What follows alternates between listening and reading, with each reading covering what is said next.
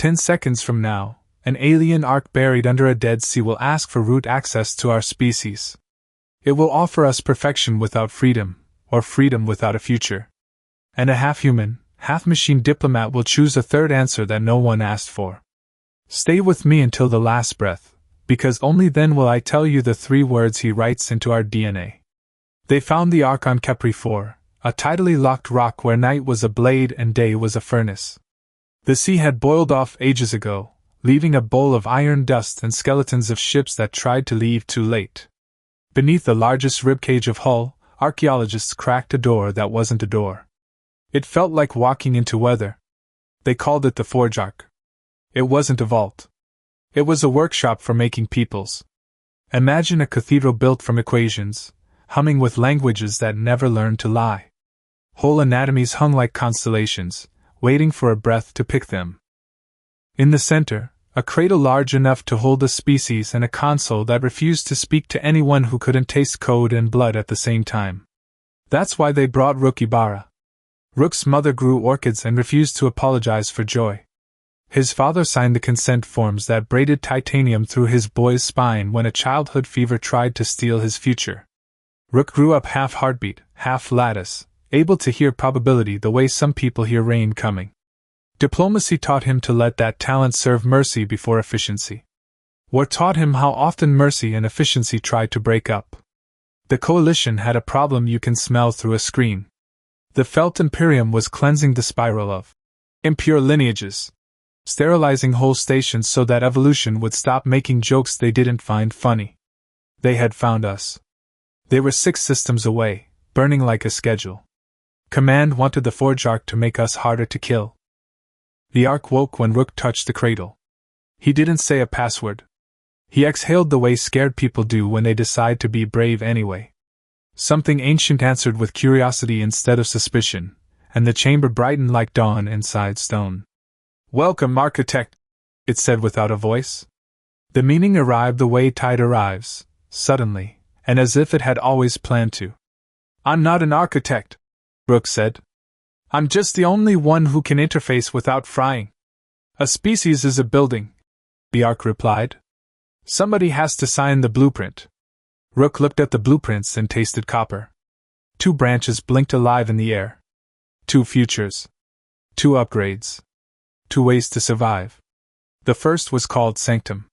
Think clean lines. Think bodies without repair bills. Think cancers that apologize and leave. Think minds that filter grief the way kidneys filter salt. Decisions would be fast. Consensus would be a structural beam. No crime because no impulse had rough edges. No art that didn't meet spec.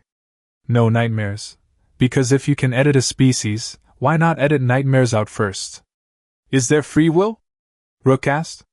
"There is harmony," the Ark said. The second was called Ferox. Think adapters. Joints that love new gravity. Immune systems that learn like hungry children.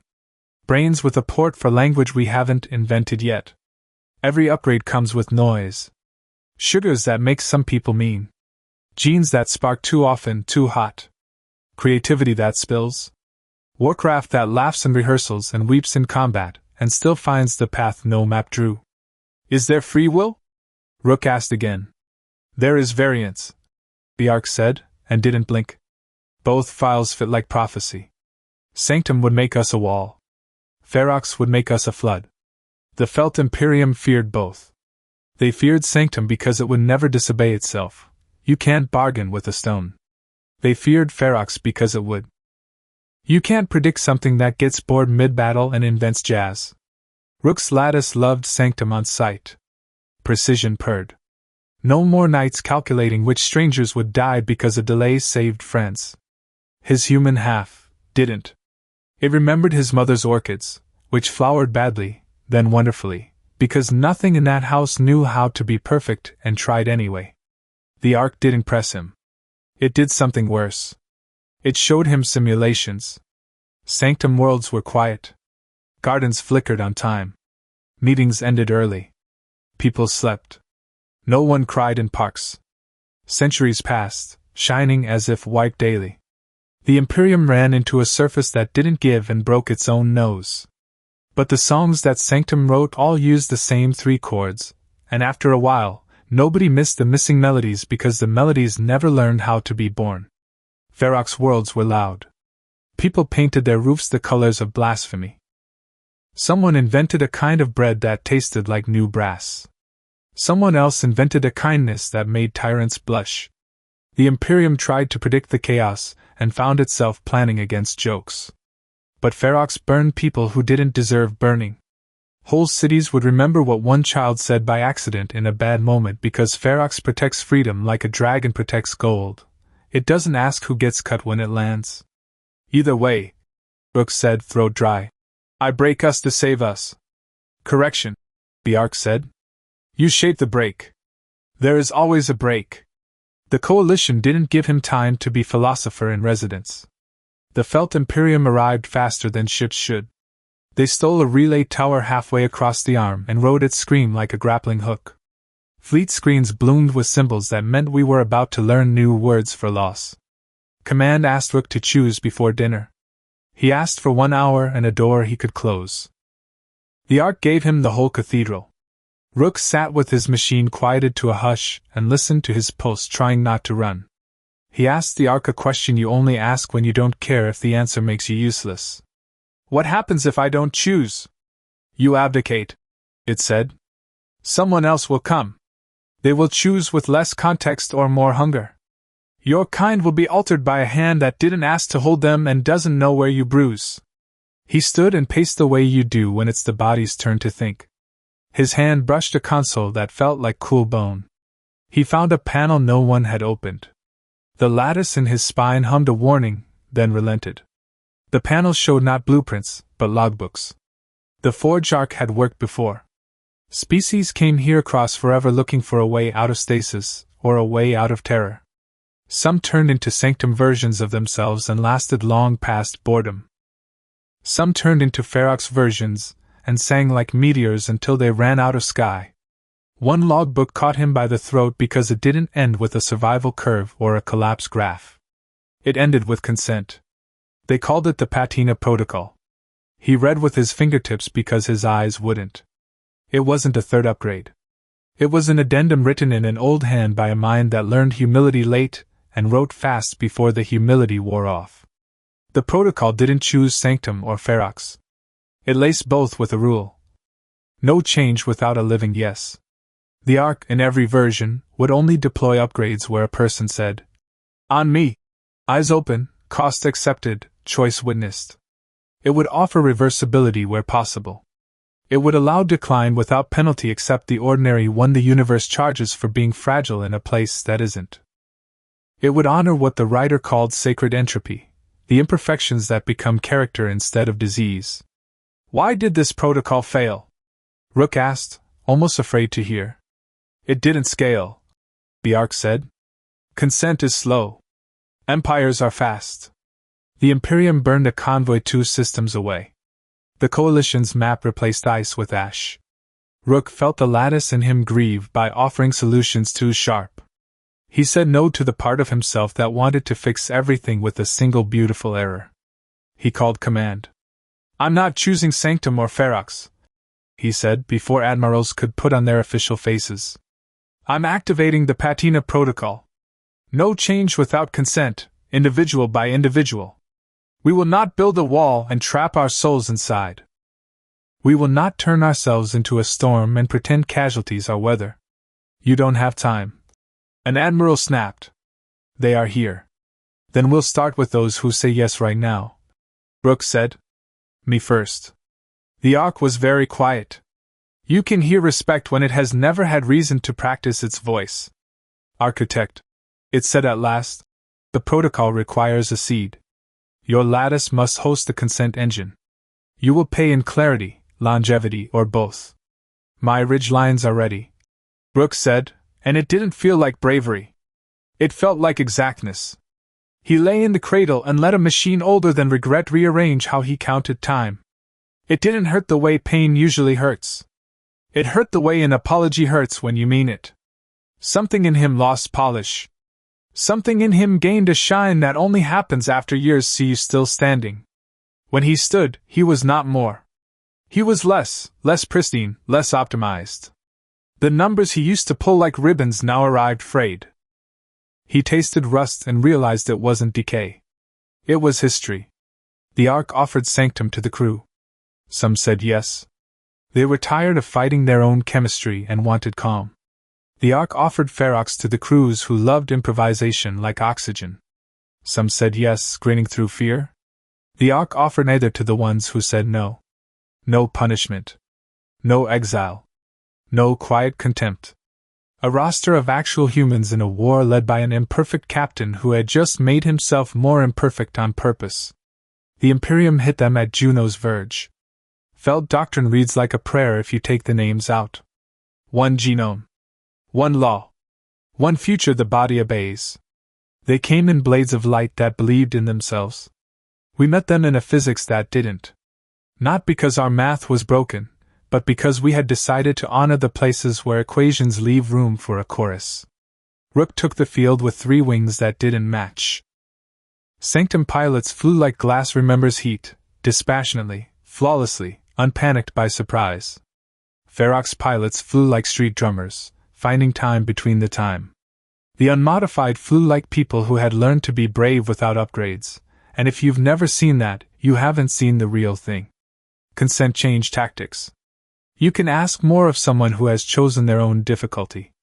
Rook could ask more of himself because he had chosen to lose shine to gain grip.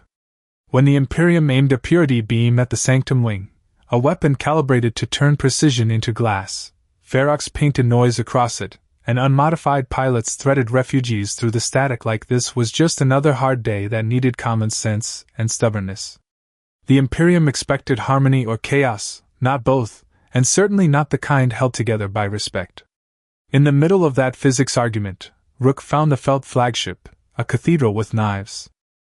He asked the Ark for 1 minute of his old clarity, and it gave him 20 seconds. Enough. He cut the blade off the doctrine by talking first. Not a speech. A sentence. On an open channel, the kind of message that gets you court-martialed or remembered. No more upgrades without consent, he said to a fleet that thought choice was a virus. Not for us. Not for you. Not from anyone. If you stop burning people who say no, we stop forcing anyone to say yes. The Imperium laughed the way powerful people do when an option they never considered makes them feel clumsy. Then they hesitated, because someone on their bridge had been waiting their whole life for a reason not to fire. Hesitation is the hinge real doors swing on. We didn't win that day. The Felt Imperium did not lay down their doctrine because one man with a compromised lattice said a sentence. But their flagship turned 2 degrees off target. 2 degrees over a battle's length is a city that doesn't die. On some level they would never write down, they had been offered a dignity they were trained to refuse, and it moved them slightly toward being worth negotiating with. After Juno's verge, the protocol changed the texture of the war. People lined up in infirmaries, temples, hangars, kitchens, cargo bays. The Ark came to them like a midwife that didn't tell anyone what kind of parent they had to be. Some chose Sanctum for a season to survive a brain that lied to them every morning, then gave it back because they missed their own storms. Some chose Ferox to withstand a radiation that would have burned them blank, then turned it down to hear their loved ones without static. Some kept everything they were and asked for a mouthful of patience instead. The Ark learned to move at the speed of yes. Command got nervous because consent ruins tidy charts. The Imperium got angrier because consent ruins tidy people. Rook slept less because consent means you can't hide behind policy when somebody asks you to sit while they decide whether to let you help them. He found time to visit his mother on a green station that smelled like wet soil and yeast. She touched his jaw like he was still learning to read and told him orchids bloom uglier before they bloom better. She watched him make tea with the hands of a person who can't pick up hot metal without tasting memory and said, "You dimmed a little. It looks good on you." The Forge-Ark wasn't a god. It was a tool that learned manners. It tried to make amends for earlier centuries when it took orders from terror. It still wanted to save everyone because machines love clean successes. Rook kept reminding it that people don't. Years later, when the Imperium finally signed the treaty at the lip of Kepri IV's Old Sea, the first clause wasn't about borders. It wasn't about reparations. It wasn't about which names go on which maps.